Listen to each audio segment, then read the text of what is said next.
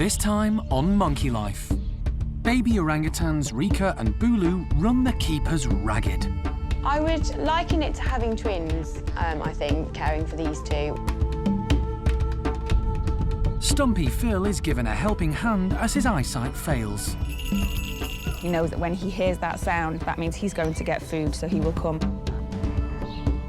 And new boys Friedrich and Kurt prove to be a hit with leader Fennel.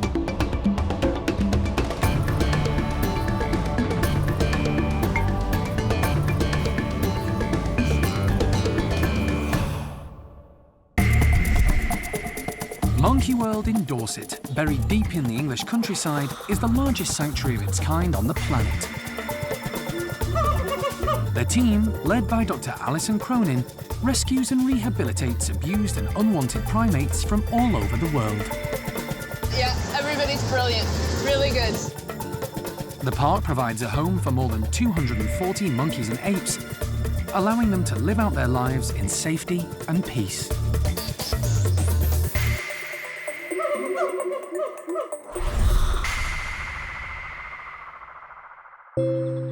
It's early morning, and most of the residents of Monkey World are still asleep. But new arrival baby Rieke is wide awake and hungry. Keeper Kate is on duty, and she's had a busy night. She's in charge of Bulu too, who's also started to stir. But thankfully, he seems happy where he is for the moment, so Kate can concentrate on Rieke.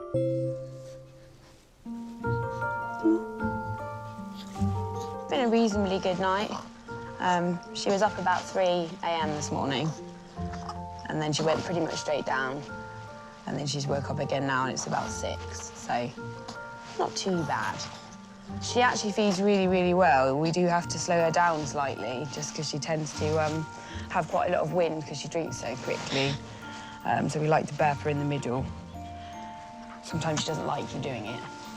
She wants to carry on drinking. Even at her young age, she's already showing her character.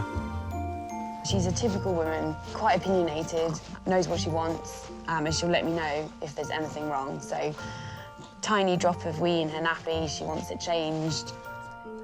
Looking after one orange baby is hard enough, but Bulu and Rieke together spell double trouble. It's a very demanding job, looking after 2 babies at the same time, especially as they're at different ages. So she's at the age where she's being fed every 3 to 4 hours. He's being fed every 4 hours, but he'll down a bottle pretty quickly and then just get on with his life. He's always been a gulper, drinks the whole thing in one go, don't you? I feel like he had a little bit of a slow start, maybe for the first month or so that he was here, and then he's just made up for it now. I mean, he's the muscle he's got now. He can really, he supports himself completely. And he was always a very laid-back guy. Really chilled out, wouldn't mind who he was with. And he's still like that. But I think now Rieke has arrived, he started to say, hey, I was here first. Guys, come on. And show a little bit more of his kind of I want things my way a bit more, whereas he didn't do that before. Together, Bulu and Rieke are getting through more than 15 nappies a day. This is I'm going to the toilet face. And he has, you can tell. Are you stinky? But changing an orangutan's nappy is not straightforward. Are you going to sit still today?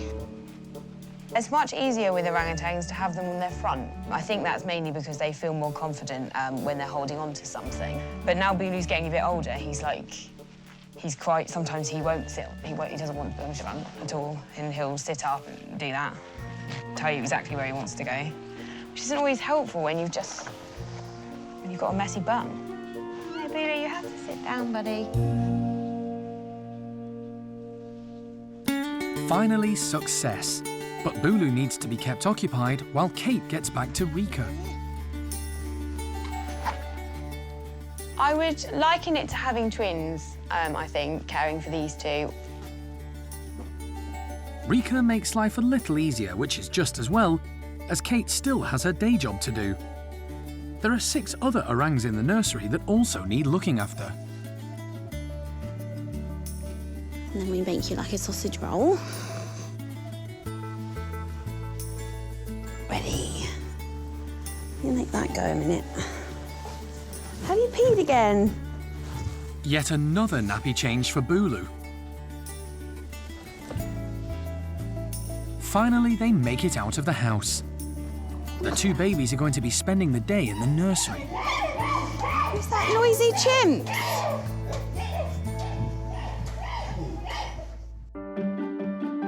Another newcomer isn't being quite so demanding. Stumpie Floh has been at the park for a while now and seems to have settled well. Today, the team have decided to try to encourage the ugly monkeys, as they're affectionately known here, to take a little exercise. So have hung up some baskets in their enclosure full of treats. Floh has nipped out and managed to bag herself a tub before anyone else, and is making the most of it. Leader Sam hasn't managed to get into one, yet. Floh is a bright stumpy. She knows she has to work quickly before the high rankers get to her. Sylvie, who's one of the youngest, uses her nimbleness to get to her prize. While Sam is hoping dominant female Kelly might have more success than he did.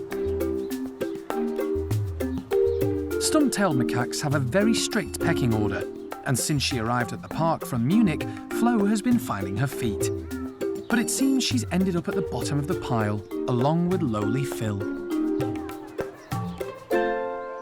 Floh is really clever, and she has learnt her place in the hierarchy. She understands who the dominant animals are and her place in it.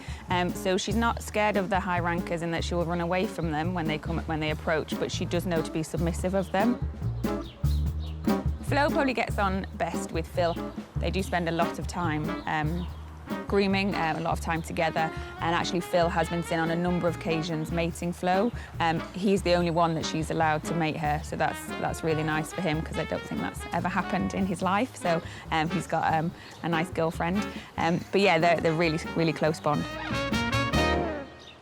Sadly today, Phil is sitting on the sidelines. Over recent months, the team have noticed that his eyesight is failing. For a low-ranking stumpy, that makes life particularly tricky. Come on, Philip! Good boy, that's it. Come on then. Unfortunately, over the last few months, we have begun to notice that Phil is losing his sight. So he is moving a lot slower around the enclosure. Where he's moving, he's checking with his hands where he's going to go, checking where the platforms are and the benches are. Going down. We're able to adapt our management technique with him. Good boy, well done. We've also incorporated a bell, so he knows that when he hears that sound, that means he's going to get food, so he will come. Well done, Phil. Good lad. Come on, you can do it. That's it. Well done, Philip.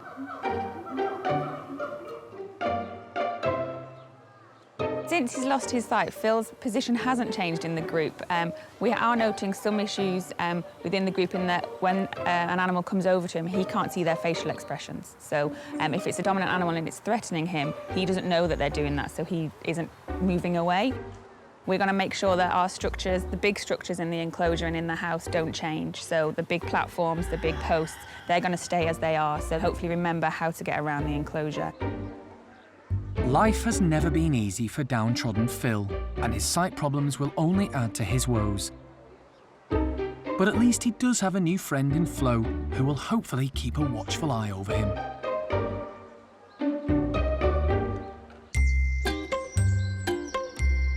Floh isn't the only one who's had to get used to being part of a hierarchy. Two new arrivals at the lemur enclosure have also had their work cut out. Once again, whenever there's food around, the pecking order kicks in.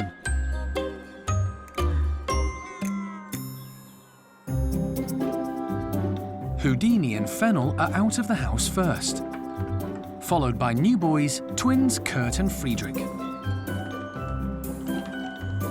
As leader, female Fennel gets first pickings, followed by the other high rankers. This has been a tough lesson for the twins to learn.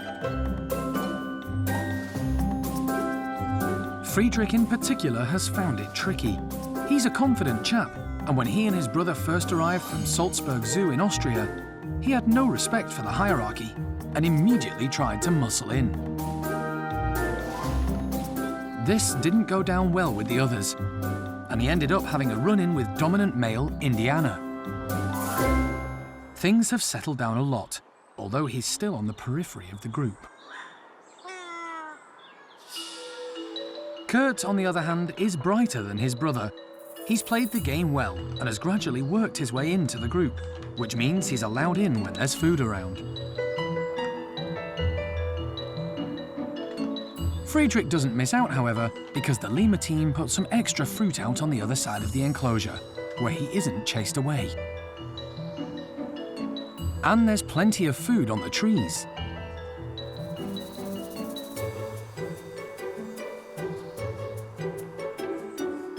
The twins are still close, and Kurt in particular watches out for his brother.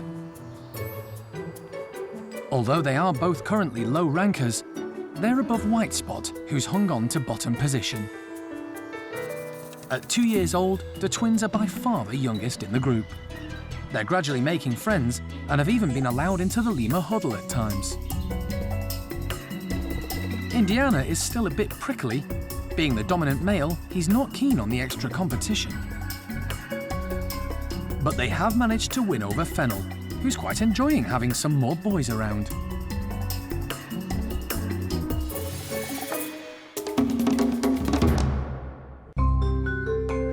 Although all the primates at the park love their enclosures, sometimes they have to be persuaded to go outside. At Hananya's house, the chimps have decided it's too cold to go out. It's really good to do different things at this time of year. It's winter now, weather's not great, it's cold. Because it's cold, they tend to spend more time inside. You get a bit agitated when you've got nothing to do. So yeah, we've just gathered a whole load of different sized empty boxes. We're going to put them in the outside enclosure. Maybe put a few treats hidden in there just to encourage them to play, see what they do. It doesn't take long for Hananya and the gang to realise it might be worth braving the cold. And there's a mad scramble for the boxes.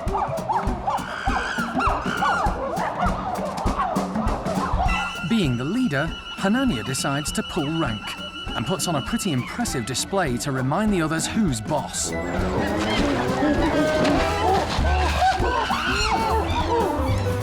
Shamak, who's never far from the boss's side, has also got straight down to business.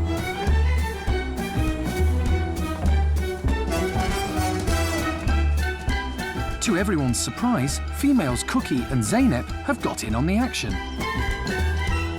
They're fairly low-ranking, so would normally have waited a while. Baby Thelma is enjoying the boxes too, although she's not being as adventurous as normal. Thelma seems to be sticking quite close to Cherry this morning. Most of the time she is off and about exploring. She's been more independent, moving around on her own. This morning, though, she seems to have spent a lot of time on Cherry. I think it's a little bit chilly, so she wants to keep her hands and feet warm.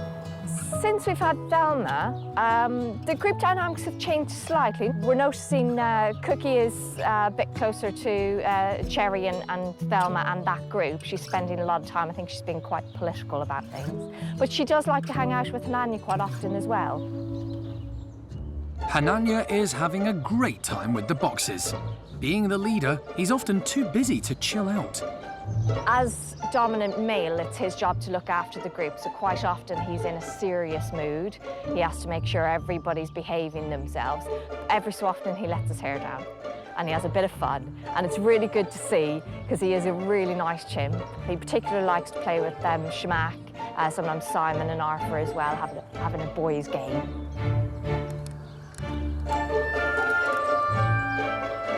Low-ranking Arthur is having lots of fun with Jess. They've always been close, but since Thelma's arrival, he's been a bit distracted with the youngster. Cherry has decided to entertain Thelma on the high-hos. She's always been a daredevil. Who knows, maybe Thelma will follow in her footsteps.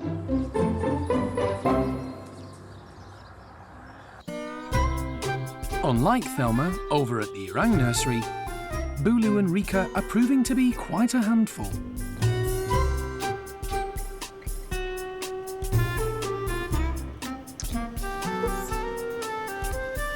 Kate is in charge of all the nursery orangs today, so Bulu and Rieke are going to have to entertain themselves for a while. So I've got to medicate some people, so you've got to play with this. But Kate isn't taking any chances. Rieke is safely in the baby tunnel, and Bulu is in the playroom. If I need to go away and do something which I need to now, I need him to be safe and I need her to be safe, so that's why it's shut. The orangs, including Jin, Oshin, and Sylvester, are fascinated by these newcomers. The team feel it's important for Bulu and Rieke to be around others of their own kind. They don't want them to become too human-focused, despite being hand-reared. Bulu doesn't feel he's getting enough attention. Ooh. Needs his nappy changed. He's usually crazy in there. He loves it in there, but they've been staying at the hand-rearing house for a couple of days, so he's got lots of cuddles the last couple of days, so he's a little bit clingy. Bulu is teething, so that could explain why he's unsettled. His second tooth is coming through there. The second one is just there. The team are keen for Bulu and Rieke not to become attached to any one person, so there's a team of 4 caring for them 24/7. Hand-rearing for a whole year is a big commitment, and it can be up to that. So, yeah, you've got your work cut out, basically. Bulu is already on solids, despite his lack of teeth. Your favourite, isn't it? Banana. Bulu's having baby rice, which is made with milk, and then some mashed banana as well, mixed together. He has tried to feed himself, but very unsuccessfully. But it's quite good to let them suck things and to let them suck their hands and things like that, because it does strengthen the swallow reflex. And obviously it's good when you're trying to wean them onto solids from liquids. But it's just obviously, it's very messy. Not that you mind that. Like all babies, Bulu and Rieke need constant stimulation, so it's time for a play session. But Bulu needs to be watched. Oh, you're pulling her hair, stop. Rika's far less mobile and can be in the firing line. This is why we don't leave them unattended. Isn't it, Bulu? Because you're a hooligan. Rika's not on the move, so she won't be able to do anything that could tell him to go away if he fell on her or anything like that. That's why we have to watch them. But she is turning over, but she's still yet to turn back over. There is a big difference now between the size of them. I think we didn't appreciate that with him until little Rieke came, because she was so much smaller. He's definitely grown a lot in a very short space of time, because he seemed to be small forever, and then all of a sudden he's just sort of made a real giant leap.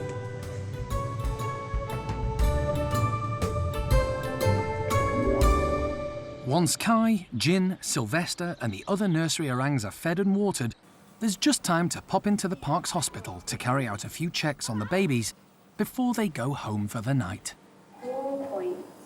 4.68. Bulu and Rieke are just 2 of many new arrivals to the park in the last year. As well as Floh, Kurt and Friedrich, there's also been Hawkeye and Pakaya. And a brand new marmoset house has had to be built to cope with the growing number of these small monkeys, which the team are having to rescue from the British pet trade. Baby Leo was only 4 months old when he was brought to the park, and he was the worst case they'd ever seen. One little slip, one tiny little fall, and he'd shatter into a million pieces. But with a lot of TLC and a proper diet, he's thrived, and is now living with new friends, Sammy and Fred. There was also Buddy the Loris, who Alison rescued from the Maldives. Hello, my friend. Back in Dorset, he was renamed Callow, but DNA tests then showed he was actually a she. With her new name, Can Bullo, she went to live at Sheldon Zoo, with a loris called Doris. There've been a number of babies this year. Cherry had twins. Sadly, Louise died shortly after she was born from a hole in the heart. But Thelma is thriving. And the woolly monkeys had a baby boom with 4 new additions. This is great news for the highly endangered captive population. Friendships have continued to blossom, some more unlikely than others. And a love story has been unfolding between newly paired golden-cheeked gibbons Kim and Tien, who have finally cracked their duet. Sadly, Bart lost his mum Susie, but Dad Paddy stepped into the breach, and the cheeky chimp is back causing as much mischief as ever. As is young Rodders, who continues to wind up Lulu, while Brian is still trying to prove he's the big man in Sally's group. These primates are the lucky ones. They've been given a safe haven to live out their days. But the team know their mission is far from over. While there are monkeys and apes who need their help, their work will go on.